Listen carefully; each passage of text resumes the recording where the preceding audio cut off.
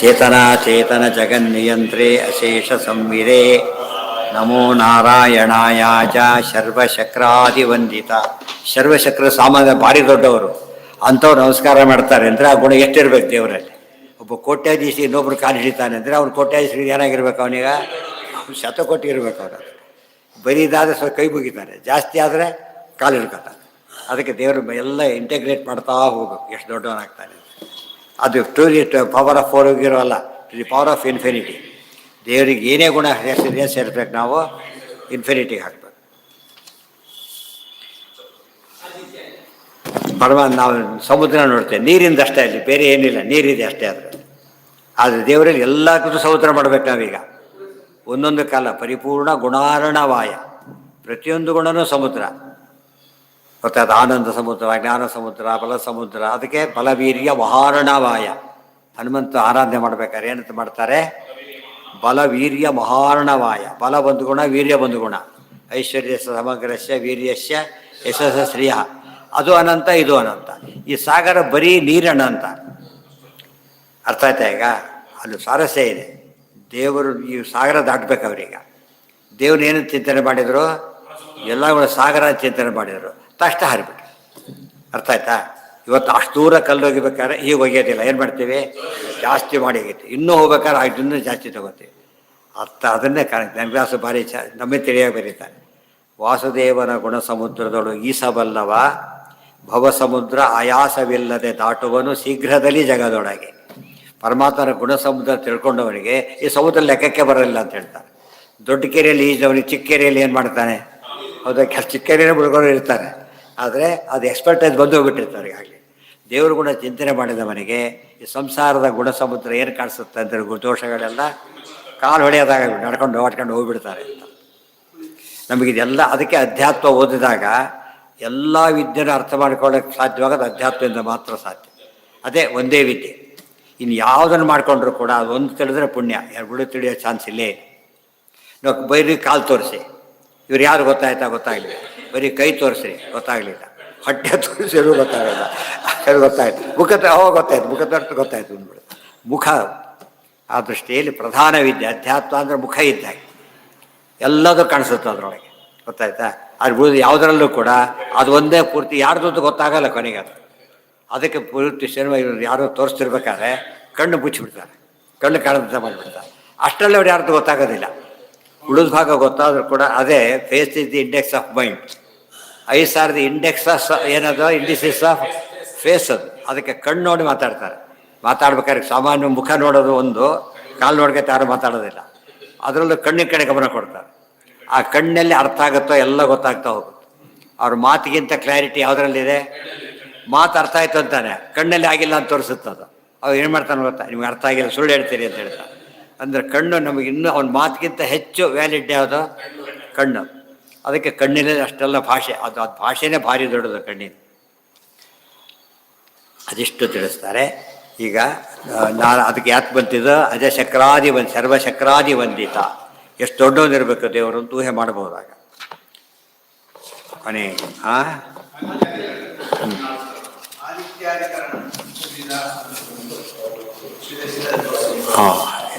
ಎಷ್ಟದು ಫಲಾಧ್ಯಾಯ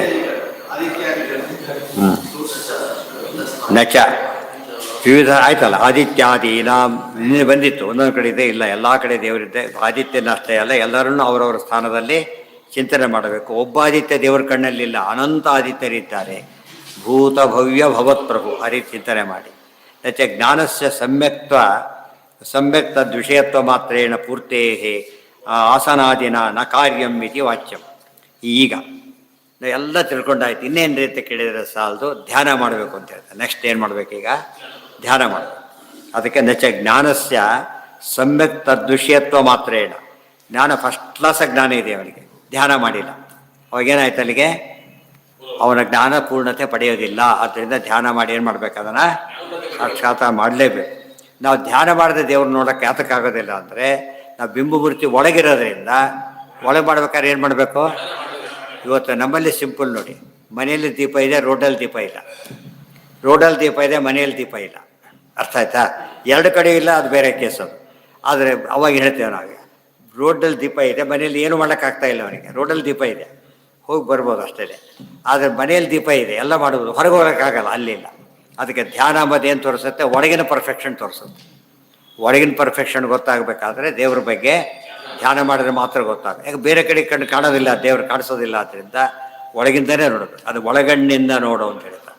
ಅಂತರಂಗದಲ್ಲಿ ಹರಿಯ ಕಾಣದವ ಹುಟ್ಟು ಕರು. ಅಂತರಂಗನ ಮನಸ್ಸು, ಅಂತರಂಗ ನೋಡೋದು ಅಂದರೆ ಧ್ಯಾನ ಮಾಡೋದು ಅಂತ ಅರ್ಥ. ಪದನ ಹಾಗೆ ಬರೆದಿದ್ದಾರೆ. ಈಗ ನಿಮಗೆ ತಿಳಿಯುತ್ತೆ, ಜ್ಞಾನ ಎಷ್ಟೇ ಪರ್ಫೆಕ್ಟ್ ಆದರೂ ಕೂಡ ಧ್ಯಾನ ಇಲ್ಲದೆ ಹೋದರೆ ಏನಾಗೋದಿಲ್ಲ. ಇವತ್ತು ಅನ್ನ ಎಷ್ಟೇ ನೋಡಿದರೂ ಕೂಡ ತಿಂದೆ ಹೋದರೆ ಹೊಟ್ಟೆ ತುಂಬೋದಿಲ್ಲ. ಅದು ಆಹಾರ ತಿಂದಾಗ ಮಾತ್ರ, ನೋಡೋದೆಲ್ಲ ಅದು ಗುರುತಿಸಲಿಕ್ಕೆ ಅಷ್ಟೇ. ಆದ್ದರಿಂದ ನಾವು ಧ್ಯಾನ ಮಾಡೋದು ಅಂದ್ರೇನು? ಜ್ಞಾನನ ಅನುಭವವಾಗಿ ಹೆಂಗೆ ಕನ್ವರ್ಟ್ ಮಾಡ್ಕೊಳ್ಳೋದು. ಜ್ಞಾನಸ್ಯ ಸಮ್ಯಕ್ ತದ್ವಿಷಯತ್ವ ಮಾತ್ರೇಣ ಪೂರ್ತಿ ಆದಮೇಲೆ ಧ್ಯಾನ ಮಾಡಿ. ಧ್ಯಾನಕ್ಕೆ ಏನು ಬೇಕೀಗ? ಧ್ಯಾನ ಇರಲಿ ಸರಿ, ನಾ ಜಂಪ್ ಮಾಡ್ತಾ ಧ್ಯಾನ ಮಾಡ್ತೇನೆ, ಓಡಾಡ್ತಾ ಧ್ಯಾನ ಮಾಡ್ತೇನೆ, ಬಿದ್ದು ಬಿಡ್ತೀವಿ ಅಷ್ಟೇ. ಧ್ಯಾನಕ್ಕೆ ಏನು ಬೇಕು? ಫಸ್ಟು ದೇಹ ಸ್ಥಿರ ಆಗಬೇಕು ಫಸ್ಟ್. ಇದೆಲ್ಲ ಭಗವತಿ 6ನೇ ಅಧ್ಯಾಯಕ್ಕೆಲ್ಲ ಮ್ಯಾಚ್ ಆಗುತ್ತೆ. ಅಲ್ಲಿ ಹೇಳಿದ ಸ್ಥಿರಂ ಹೇಳ್ತಾರೆ ಪಥ ಹೇಗಿರಬೇಕು? ಅಚಲಂ ಸ್ಥಿರ. ಅದೇ ಬ್ರಹ್ಮಸೂತ್ರ, ಅಚಲತ್ವಂಚಾಪೇಕ್ಷ. ಒಂದಕ್ಕೊಂದು ಪೂರ್ತಿ ಮ್ಯಾಚ್ ಆಗಿಬಿಡ್ತಾರೆ. ಯಾಕೆ ಕೊಡಬೇಕಂದ್ರೆ ದೇಹ ಇದಾಗಬೇಕು. ನೀವೀಗ ಕೊಡ ನೀರು ಓಲಾಡ್ತಿದೆ, ಅವ ನೀರೊಳಗೆ ಕೈ ಹಾಕಬೇಕಾಗಿಲ್ಲ. ಕೊಡ ಗಟ್ಟಿಯಾಗಿ ನಿಂತ್ಕೊಂಡ್ಬಿಟ್ಟು ಏನು ಮಾಡುತ್ತದೆ? ಈಗ ನೀರು ಸ್ಟಿಲ್ ಆಗಿದೆ, ತಕ್ಷಣ ಆಗಲ್ಲ, ಸ್ವಲ್ಪ ಟೈಮ್ ತೊಗೊಳುತ್ತೆ ಅಷ್ಟೇ. ಅದಕ್ಕೆ ಯಾವಾಗ ಸುಮ್ಮನೆ ಕೂತು ಬಿಡ್ತಾನೆ, ಆ ಕಡೆಗೆ ಗಮನ ಕೊಡ್ತಾನೆ, ಸರಿ. ಅದಕ್ಕೆ ಯಾವ ಆಸನ? ಶೀರ್ಷಾಸ ಹಾಕೊಂಡು ಕೂಡಕ್ಕಾಗತ್ತಾ? ಧ್ಯಾನ ಮಾಡೋಕ್ಕಾಗತ್ತಾ? 3 ಆಸನ: ಸ್ವಸ್ತಿಕಾಸನ, ಪದ್ಮಾಸನ, ವೀರಾಸನ, ಧ್ಯಾನದ ಆಸನಗಳು. ಯೋಗಾಸನ, ಯೋಗಾಸನ ಬೇರೆ, ಮತ್ತು ಫಿಸಿಕಲ್ ಪಾಸ್ಚರ್ಸ್ ಬೇರೆ. ಅವು ಈ ಅರ್ಥಕ್ಕೆ ಕರೆಕ್ಟ್ ಆಗೋದೇ ಇಲ್ಲ. ಅದು ಹೆಲ್ತ್ ಇಂಪ್ರೂವ್ ಆಗುತ್ತೆ ಹೊರತು ಮನಸ್ಸಿಗೆ ಸಂಬಂಧಪಡೋದಿಲ್ಲ.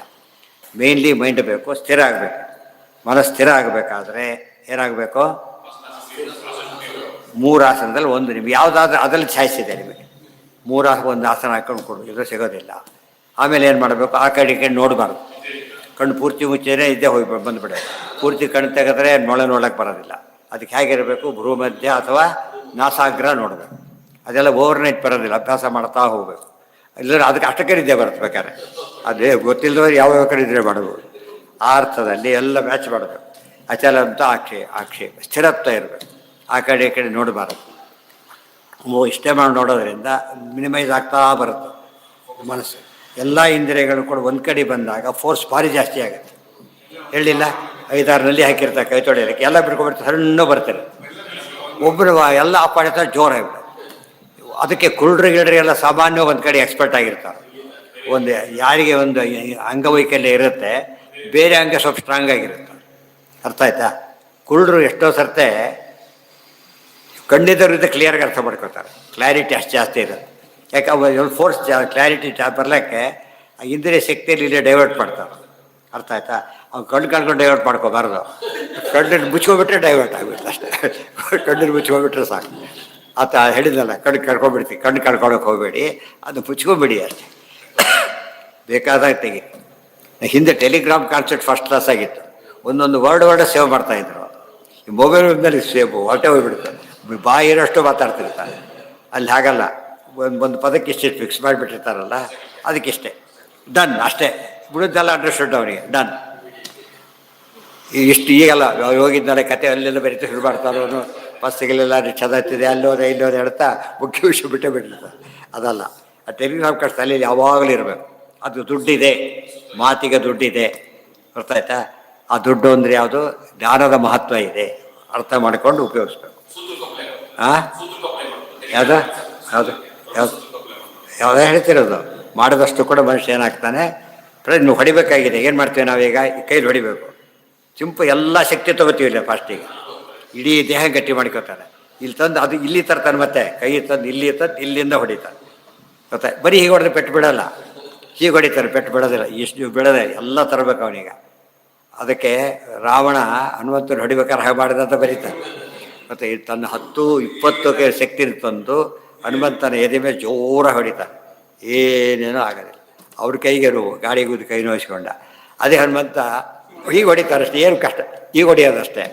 ಇವು ಒದ್ದಾಡಿ ಹೋಗ್ಬಿಡ್ತೀವಿ. ಇಂಥ ಏಟು ಯಾರು ಹಾಕಿದ್ದಿಲ್ಲ ಮಾರಾಯ, ಯಾರು ನೀನು, ಎಂಥ ಏಟು ಹಾಕಿದ್ದು? ಸ್ವಲ್ಪ ಶಾಪಲ್ಲಿ ಅಷ್ಟೇ, ಅತ್ಯಲ್ಪ ಮೇತ. ಇದು ಗುಡು ಜೀವರಿಗೆ ಅವರಿಗೆ ವ್ಯತ್ಯಾಸ ಇದೆ. ಉಳಿದವರು ಮ್ಯಾಕ್ಸಿಮಮ್ ಸ್ಟ್ರೆಂತ್ ಇಂದ ಏನು ಮಾಡೋಕ್ಕೆ ಸಾಧ್ಯ ಇಲ್ಲ, ಅದು ಎಫರ್ಟ್ಲೆಸ್ ಆಗಿ ಮಾಡ್ತಾರೆ. ವಾಯುದೇವ ಅದಕ್ಕೆ ನೈವಾತ್ರ ವಿಶ್ರಮಣ ಮೈಚ್ಛದ ವಿಶ್ರಮೋಸೌ ನಿಸ್ಸೀಮ ಪೌರುಷ ಬಲಸ್ಯ ಕುತಶ್ರಮೋಸ್ಯ. ಯಾವ್ದು ಶ್ರಮ ಉಪಯೋಗಿಸ್ಬೇಕಾಗಿಲ್ಲ, ಸುಮ್ಮನೆ ಹಾರಿಬಿಡೋದು ಅಷ್ಟೇ. ನಾನು ನೋಡಿ ಬಂದು ನೀ ಮಾಡಿ ಹಾಗೆ ಮಾಡಿ ಏನು ಮಾಡೋದಿಲ್ಲ. ಇವರು ಅಲ್ಲಿಂದ ಹುಡುಗತ್ತು ಬರ್ತಾರೆ, ರೋಗಗಳು ಮಾಡಿಬಿಡ್ತಾರೆ ಪಾಪ, ಇಲ್ಲ ವೈಲ್ಡ್ ಆಗಿಬಿಡುತ್ತೆ, ಸರಿಯಾಗಿ ಹೋಗೋದೇ ಇಲ್ಲ. ಅದು ಅಷ್ಟರ ಹೊತ್ತಿಗೆ ಡೈವರ್ಟ್ ಆಗಿಬಿಡೋದು. ಆಗಲ್ಲ. ಅಂದರೆ ನಮ್ಮ ದೇಹನ ಹೇಗೆ ಧ್ಯಾನದೆಲ್ಲ ಪ್ರೋಸೆಸ್ ನೋಡಬೇಕು. ಒಂದು ಕಡೆ ಯಾವ ಕೇಂದ್ರೀಕರಣ, ಅದೇ ಕೇಂದ್ರೀಕರಣ. ಕೇಂದ್ರೀಕರಣ ಅಂದ್ರೇನು, ಸೆಂಟ್ರಲೈಸ್ ಮಾಡ್ತಾ ಹೋಗ್ಬೇಕು. ಮಾಡಿದಷ್ಟು ಎಲ್ಲ ಎಲ್ಲಿ ಬರುತ್ತಾಗದ, ಎಲ್ಲ ಇಂದ್ರಿಯಗಳೆಲ್ಲ ಸಿಗ್ತಾಯಿತ್ತು. ಯಾವುದು ಸ್ಟ್ರಾಂಗ್ ಆಗುತ್ತೆ ಈಗ? ಮೈಂಡ್ ಸ್ಟ್ರಾಂಗ್ ಆಗುತ್ತೆ. ಒಳಗೆ ಇಂದ್ರಿಯ ಫುಲ್ಲು ಶಕ್ತಿ ಬರುತ್ತೆ. ಅದಕ್ಕೆ ದೇವರು ಕಾಣಿಸ್ತಾ, ಇದಕ್ಕೆ ಕಾಣಿಸೋದಿಲ್ಲ. ಅದಕ್ಕೆ ದೃಶ್ಯತೆ ತ್ವಗ್ರೆಯ ಬುದ್ಧಿಯ. ಬುದ್ಧಿ ಎಂಬುದೇನದು? ಮನಸ್ಸಿನೊಂದು ಕಂಪಾರ್ಟ್ಮೆಂಟ್. ಮನಸ್ಸಿನ ಕಂಪಾರ್ಟ್ಮೆಂಟ್ ಆದ್ದರಿಂದ ಅದು ಆ್ಯಕ್ಟಿವೇಟ್ ಆಗಬೇಕಾದ್ರೆ ಇದಾಗಬೇಕು. ಅರ್ಥ ಆಯ್ತಾ? ಅದಕ್ಕೆ ಪಾಠ ಹೇಳ್ಬೇಕಾದ್ರೆ ಕ್ಲಾಸ್ಗಳಲ್ಲಿ ಈ ಕಡೆ ನೋಡಿ ಸಿಟ್ರೈಟ್ ಅಂತಿರ್ತಾರೆ ಪಾಪ. ಸಿಟ್ರೈಟ್ ಅಂತ ಈ ಕಡೆ ಮತ್ತೆ ಆ ಕಡೆ ನೋಡ್ತಿರ್ತಾರೆ. ಬಟ್ ಉಳಿದವ್ರಿಗೆ ಹೇಳಬೇಕಾಗಿಲ್ಲ, ಅರ್ಥ ಆಗೋದು ಬೇಡ ಅಂದರೆ ಆ ಕಡೆ ನೋಡೋದೇ ಇಲ್ಲ. ಅದು ಯೋಗ ಶಕ್ತಿಯಿಂದ ಡೆವಲಪ್ ಆಗ್ತಾ ಹೋಗು. ಇದೆಲ್ಲ ಯೋಗದ ಪ್ರೋಸೆಸ್. ಮೊದಲೇ ಪಾದಪದಲ್ಲಿ ತುಂಬ ಹೇಳ್ತಾರೆ, ಎಲ್ಲಿ ಮಾಡಬೇಕು ಧ್ಯಾನ, ಅಲ್ಲಿ ಇಂತಲ್ಲಿ ಮಾಡಬೇಕು ಅಂತ ಹೇಳ್ತಾರೆ. ಹೇಗೆ ಮಾಡಬೇಕು, ಎಲ್ಲಿ ಮಾಡಬೇಕು ಎಲ್ಲ ಹೇಳ್ತಾರೆ. ಈ ಹೊಟ್ಟೆ ಏನಿರಬೇಕು ಅಂದರೆ ಆಸನ ಹಾಕ್ಕೊಳ್ಳೇಬೇಕು. ಆಸನ ಧ್ಯಾನದ ಮೊದಲ ಹೆಜ್ಜೆ. ಯೋಗಾಂಗದಲ್ಲಿ ಮೊದಲನೇ ಅಂಗ ಯಾವುದು? ಆಸನ ಅಂತಲೇ ಶುರು ಮಾಡೋದು. ನಚ ಕಾರ್ಯವಿತಿ ವಾಚ್ಯಂ ಆಸನಾದಿನ ನಿಶ್ಚಲತ್ವಾದಿ ವಿಶೇಷ ಕಾರ್ಯೋಪವತ್ತೇ. ಅದಕ್ಕೇನೆ ಸಾಮಾನ್ಯ ಪಾಠ ಪ್ರವಚನ ಕೊಡ್ತಾರೆ ಅಂತ ತಿಳ್ಕೊಬೇಡ. ಏನರ್ಥ ಆಗುತ್ತೋ ಬಿಡುತ್ತೋ, ಅಷ್ಟೊತ್ತು ಕೂತಿರ್ತಾನಲ್ಲ, ಅದೇ ಒಂದು ರೀತಿ ಅವನು ಏನು ಮಾಡುತ್ತೆ, ಅವ್ನ ಮನಸ್ಸು ಸ್ಟೇಬಲ್ ಮಾಡ್ತಾ ಹೋಗೋದು. ಮನಸ್ಸನ್ನು ಗೊತ್ತಾಯ್ತು, ಗಮನ ಕೊಡ್ತಾ ಹೋಗೋದು. ಅರ್ಥ ಇನ್ನೂ ಜಾಸ್ತಿ ಆಗಲಿಕ್ಕೆ ಶುರುವಾಗುತ್ತೆ. ತಿಳಿತಾ? ಇವತ್ತು ನಾವು ಪದ್ಯಾಸನ ಹೋಗ್ಬಿಟ್ಟು ಕೆಳಗೆ ಕೊಡೋ ಅಭ್ಯಾಸನೇ ಇಲ್ಲ, ಪಾಠ ಪ್ರವಚನ ಇಲ್ಲೇ ಇಲ್ಲ, ಸಂಧ್ಯಾವನೇ ಇಲ್ಲ, ದೇವಪತಿ ಹೇಗೆ ಕೆಳಗೆ ಕೊಡೋ ಪ್ರಸಂಗನೇ ಬರೋಲ್ಲ ಅವರಿಗೆ. ಆದ್ದರಿಂದ ಒಂದು ಸತಿ ಕೊಡೋಕ್ಕೂ ಸಾಧ್ಯವಾಗಲ್ಲ, ಆ ಸ್ಥಿತಿ ಬಂದುಬಿಡುತ್ತೆ. ಉಪನ್ಯಾಸಗಳಿಂದ ಆಗೋ ಪ್ರಯೋಜನ ಅದು ಒಂದು. ಅಷ್ಟೊತ್ತು ಕೂತಿದ್ದರಿಂದ ಒಂದು ಆಸನ ಅವನಿಗೆ ಪರ್ಫೆಕ್ಷನ್ ಆದಾಗಾಯ್ತು. ಹೀಗೆ ಎಷ್ಟೇ ಮಾಡಲಿ ಇಷ್ಟಂತ ಮಾಡ್ಬೇಕಾದ್ರೆ ಇನ್ನು ಜಾಸ್ತಿ ಏನೂ ಮಾಡೋಕ್ಕೆ ಬರೋಲ್ಲ.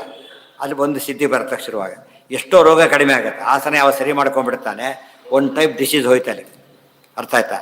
ಅದು ವೆರಿ ಇಂಪಾರ್ಟೆಂಟ್. ಮನಸ್ಸು ಸ್ಟೇಬಲ್ ಆದಾಗ ಮನಸ್ಸು ಸ್ಟ್ರಾಂಗ್ ಆಗ್ತಾ ಹೋಗ್ತದೆ. ಅದೇ ರೀತಿ ಅಷ್ಟೊಂದು ಬೇರೆ ಕೆಲಸ ಮಾಡಲಿಲ್ವಲ್ಲ, ಅಷ್ಟೊಂದು ಮೊಬೈಲ್ ಆನ್ ಮಾಡಲಿಲ್ವಲ್ಲ, ಅದೊಂದು ಸೇವ್ ಆಯ್ತು. ಮತ್ತೆ ಏನದು? ಮಿಸ್ಯೂಸ್ ಆಗಲಿಲ್ಲ, ಸಾರ್ಥಕ ಆಯಿತು. ಧ್ಯಾನ ಮಾಡ್ತಾ ಇದ್ದಕ್ಕೂ ಅಡ್ವಾಂಟೇಜ್ ಅಂದರೆ ಬೇರೆ ತಪ್ಪು ಮಾಡೋ ಚಾನ್ಸ್ ಇಲ್ಲ ಆಗ. ಅರ್ಥ ಆಯ್ತಾ? ಆ ಮಟ್ಟಿಗೆ ಅವನು ಎಷ್ಟೋ ಸ್ಕೂಲ್ಗೆ ಅಂತ ಹೋಗಿದ್ದಾನೆ ಹುಡುಗ, ಹೋಗಲಿ ಬಿಡು, ಅದು ಅಭ್ಯಾಸ ಆಗುತ್ತಲ್ಲ ಅಂತ ಸಂತೋಷ ಪಡ್ತಾರಲ್ಲ ಹಾಗೆ. ನಚ ಅನ್ಯಸ್ಯಾಪಿ ಸಾಧನಸ್ಯ ಕರ್ತುಂ ಶಕ್ಯತ್ವ ನ ಯಾವನ್ಮುಕ್ತಿ ಧ್ಯಾನಂ ಕಾರ್ಯವಿತಿ ವಾಚ್ಯಂ. ಆಯ್ತು ಬಿಡಿ, ಮಾಡ್ಕೊಂಡು ಹೋಗೋಣ. ಆದರೆ ಬೇರೆ ಕೆಲಸ ಬೇಕಷ್ಟಿರೋದ್ರಿಂದ ಆಗಾಗ್ಗೆ ಧ್ಯಾನ ಮಾಡೋಣ, ಒಮ್ಮೊಮ್ಮೆ ಮಾಡೋಣ. ಇಲ್ಲ, ಧ್ಯಾನ ಹೇಗೆ ಮಾಡಬೇಕು? ನಿರಂತರ ಮಾಡಬೇಕು. ಅದು ಡೆಫಿನೇಷನ್ ಕೊಡ್ತಾರೆ ಆಚಾರ್ಯ. ನೈರಂತರ್ಯಂ ಮನೋವೃತ್ತೇ ಧ್ಯಾನಮಿತ್ಯಭಿಧೀಯತೆ. ನಿರಂತರತ ಅಂದ್ರೇನು? ಕಂಟಿನ್ಯೂಸ್, ಡಿಸ್ಕಂಟಿನ್ಯೂ ಆಗಬಾರ್ದು. ಮಾಡಿದರೆ ಧ್ಯಾನ ಹೋಯ್ತು. ನಾವು ಎಣಿಸ್ಬೇಕಾದ್ರೆ 99 ನೋಟ್ ಎಣಿಸಿರ್ತಾನೆ, ಯಾರೋ ಮಾತಾಡಿಸ್ಬಿಡ್ತಾರೆ, ಮತ್ತೆ ಒಂದರಿಂದ ಎಣಿಸ್ಬೇಕು ಮತ್ತೆ ಅವರು. ಅದು 2,000 ರೂಪಾಯಿ ನೋಟ್ಗಳಾದ್ರೆ ಒಂದಾದ್ರೆ ಹಾಳಾಗಿ ಓಡಿಬಿಡು ಅಂತ ಹೇಳ್ಬೋದು. ಅದು ಎಷ್ಟದು? ಭಾರಿ ಕೇರ್ಫುಲ್ಲಾಗಿರ್ಬೇಕು. ಅದಕ್ಕೆ ಮಧ್ಯೆ ಸಾಕಬಾರ್ದು. ನಮ್ಮನ್ನು ಹೇಳ್ತಾರೆ 9 ಗಾಯತ್ರಿ ಮಾಡಿದ್ದೆ, ಯಾರು ಮಾತಾಡಿಸ್ಬಿಟ್ರು. ಒಂದು ಮಾಡಿದ್ರೆ ಆಗಲ್ಲ, ಮತ್ತೆ ಮೊದಲೇ ಹೊತ್ತು ಪೂರ್ತಿ ಮಾಡಬೇಕಾಗ, ಇದರಿಂದ ಸಿದ್ಧಿ ಬರೋದಿಲ್ಲ. ಯಾವುದೇ ಡಿಸ್ಕರಿಟಿ ಆದರೆ ಇದ್ರಲ್ಲಿ ಮಾತಾಡ್ತಾ ಕೂತ್ಬಿಡ್ತಿದ್ರು ಅಷ್ಟೇ, ಮಾತಾಡೋಂಗಿಲ್ಲ, ಸೇರಿಸ್ಕೊಂಡು ಮಾಡಬೇಕು. ಅಖಂಡ ಅಂದ್ರೇನು? ಖಂಡಿತ ಆಗಬಾರ್ದು. ಖಂಡಿತ ಅಂದ್ರೇನು? ಬ್ರೇಕ್ ಆಗದಂತ ನೋಡ್ಕೋಬೇಕು. ಮತ್ತು ಅನ್ಯಶಾಪಿ ಅದೆಲ್ಲ 6ನೇ ಅಧ್ಯಾಯ ಸರಿಯಾಗಿ ಅರ್ಥ ಆಗುತ್ತೆ ಓದಿಬಿಟ್ರೆ. 6ನೇ ಅಧ್ಯಾಯ ಇದನ್ನು ಓದಿ ಅದನ್ನು ಓದಬೇಕು, ಅದನ್ನೊಂದು ಮತ್ತೆ ಇದನ್ನು ಓದಬೇಕು, ಮತ್ತೆ ಓದಬೇಕು, ಪೂರಕ ಆಗ್ಲಿಕ್ಕೆ ಶುರುವಾಗುತ್ತೆ. ನಚ ವಾಚ್ಯಶ್ಯಾಪಿ ಚಕರ್ತು ಅನ್ಯ ಸಾಧನೆ ಮಾಡೋ ಸಾಧ್ಯ ಇಲ್ಲ. ಧ್ಯಾನಂ ವಿನಾ ಅಪರೋಕ್ಷ ಜ್ಞಾನಾಖ್ಯ ವಿಶೇಷ ಕಾರ್ಯ ಅನುಪಪತ್ತೇ. ಧ್ಯಾನ ಮಾಡದೆ ಹೋದರೆ ಅಪರೋಕ್ಷ ಜ್ಞಾನ ಬರೋದಿಲ್ಲ. ಆದ್ದರಿಂದ ಧ್ಯಾನ ಮಾಡಲೇಬೇಕು ಅಂತೇಳಿ ತುಂಬ ಇಂಪಾರ್ಟೆಂಟ್. ಇವು ಬರೀ ಧ್ಯಾನ ಶುರು ಮಾಡಿಬಿಟ್ರಿ, ಎಲ್ಲರೂ ಧ್ಯಾನ ಮಾಡಬೇಕು ಅಂತ ಹೇಳ್ಬಿಟ್ರಲ್ಲ, ಬರೀ ಧ್ಯಾನ ಶುರು ಮಾಡಿಬಿಟ್ರು. ಕಂಟೆಂಟೇ ಇಲ್ಲ ಅದಕ್ಕೆ. ಪರೀಕ್ಷೆಯಲ್ಲಿ ಬರೀಬೇಕು, ಬರದ ನಾವು ಸೃಷ್ಟಿಸಬಾರ್ದು, ದೂರ ಸತ್ತು ಹಾಕ್ತಾ ಬಂದ ಅಲ್ಲ. ಓದಿದ್ರೆ ಬರೀಲಿಕ್ಕೆ ಬರುತ್ತೆ, ಎಲ್ಲಿ ಬರುತ್ತೆ ಈಗ? ಅದಕ್ಕೆ ಧ್ಯಾನದ ಅವಸ್ಥೆ ಆದಮೇಲೆ. ಮೊದಲೆಲ್ಲ ಸಂಧ್ಯಾವನೆ ಧ್ಯಾನ ಅಷ್ಟು ಸಾಕು, ಮೊದಲಿಗೆಲ್ಲ ಸಂಧ್ಯಾವನೆ ಧ್ಯಾನ, ಪೂಜೆ ಧ್ಯಾನ ಸಾಕು. ಬಟ್ ಈ ಧ್ಯಾನ ಮಾಡಬೇಕಾದ್ರೆ ಮಾತ್ರ ಜ್ಞಾನ ಪರ್ಫೆಕ್ಟಾಗಿರುತ್ತೆ. ಆ ಸಿದ್ಧಿ ಪರೋಕ್ಷ ಜ್ಞಾನ ದೃಢವಾದ ಮೇಲೆ ಮಾತ್ರ ಮೊದಲು ಮಾಡ್ಲಿಕ್ಕೆ ಹೋಗಬಾರ್ದು. ಮಾಡಿ ಏನಾಗುತ್ತೆ ಅದು? ಏನು ಅದೇ ಮನನ ಜ್ಞಾನ ಸಿದ್ಧಿನೇ ಪೂರ್ತಿ ಆಗಬೇಕು. ಬರೀ ಮನನ ಜ್ಞಾನ ಸಿದ್ಧಿ ಆಗಬೇಕು. ಪರೋಕ್ಷ ಜ್ಞಾನದ ಬಗ್ಗೆ ಡೌಟೇ ಇಲ್ಲ ಅವನಿಗೆ. ಅವನು ಊರು ಮುಟ್ಟಿಲ್ಲ, ಒಂದು ಗ್ಯಾರಂಟಿ, ರೋಡ್ ಕರೆಕ್ಟಾಗಿದೆ, ಫಾಸ್ಟಾಗಿ ಹೋಗ್ತಾನೆ. ಗೊತ್ತಾಯ್ತಾ? ರೋಡ್ ಬಂದ ತಕ್ಷಣ ಓಲಾಡ್ಬಿಡ್ತಾನೆ. ಅವು ಯೋಚನೆ ಇಲ್ಲ ಅವನಿಗೀಗ. ಹೋಗ್ತಾರೆ. ಪ್ರತಿನಿತ್ಯ ಧ್ಯಾನ ಮಾಡೋದು ಹೇಗೆ ಗೊತ್ತಾ? ಪ್ರತಿ ಸರ್ತಿ ಒಂದು ಮನೆಗೆ ಹೋಗ್ತಾರಲ್ಲ, ಈ ಮಾತಾಡ್ತಾ ಹೋಗ್ಬಿಡ್ತಾರೆ. ಹಾಗೇನೆ ಆ ಥರ ಪ್ರಾಕ್ಟೀಸ್ ಡ್ರೈವ್ ಮಾಡ್ಕೊಂಡು ಹೋಗ್ಬಿಡ್ತಾರೆ. ಎಲ್ಲೋ ನೋಡ್ತಾ ಮನೆ ಮುಂದೆ ನಿಂತಿರ್ತಾರೆ. ಆ ರೀತಿ ಆಗ್ಬೇಕು ಧ್ಯಾನ. ಕಣ್ಣು ಮುಚ್ಚಿದ ತಕ್ಷಣ ದೇವರು ಕಾಣಬೇಕು. ಅದು ಆ ಲೆವೆಲ್ಗೆ ಹೋಗ್ಬಿಡ್ತಾರೆ. ಅದು ತುಂಬ ದೊಡ್ಡ ಲೆವೆಲ್. ನಚ ಧ್ಯಾನಂ ಕಾರ್ಯವಿತಿ ವಾಚ್ಯಂ ಧ್ಯಾನಂ ವಿನಾ ಅಪರೋಕ್ಷ ಜ್ಞಾನಾಖ್ಯ ವಿಶೇಷ ಕಾರ್ಯ ಅನುಪಪತ್ತೇಹೇ. ನೆನ್ಪಿಟ್ಕೋಬೇಕು. ಬಟ್ ನೆನ್ಪಿಟ್ಕೊಂಡು ಈ ಧ್ಯಾನ ಅಲ್ಲ, ಒಂದು ಸರಿ ತಿಳ್ಕೋಬೇಕು ಫಸ್ಟು. ಅದನ್ನು ನೋಡಬೇಕು. ಲ್ಯಾಬ್ರೇಟ್ರಿ ಪರೀಕ್ಷೆ ಕೆಮಿಸ್ಟ್ರಿ ಲ್ಯಾಬಲ್ಲಿ ವಸ್ತು ನೋಡೋದು ಅಂದರೆ ಬರೀ ಎಲ್ಲ ಡೈಲ್ಯೂಟ್ ಇದ್ದಾಗೆ ದ್ರವ ಇದು ಆಚಾರ ನೋಡೋದಲ್ಲ. ಇದೇ ಹೈಡ್ರೋಕ್ಲೋರಿಕ್ ಆ್ಯಸಿಡ್ಡು, ಕಾನ್ಸಂಟ್ರೇಟೆಡ್ಡು, ಡೈಲ್ಯೂಟು ಎಲ್ಲ ನೋಡ್ತಿರ್ಬೇಕು ಅವರು. ಸಾಲ್ಟ್ಗಳು, ಯಾವ ಸಾಲ್ಟ್ಗಳು ಎಲ್ಲ ನೋಡಬೇಕು. ಅದನ್ನು ನೋಡೋದು ಅಂತ ಕರೀತಾರೆ. ಬಣ್ಣ ನೋಡೋಕ್ಕಾದ್ರೆ ಇರಬೇಕಾಗಿಲ್ಲ. ಥಿಯರಿ ಚೆನ್ನಾಗಿ ಹೇಳ್ಕೊಟ್ಟು ಆಮೇಲೆ ಅಲ್ಲಿ ಬಿಡ್ತಾರೆ, ಮೊದಲು ಬಿಡೋದಿಲ್ಲ. ಅಲ್ಲಿಗೆ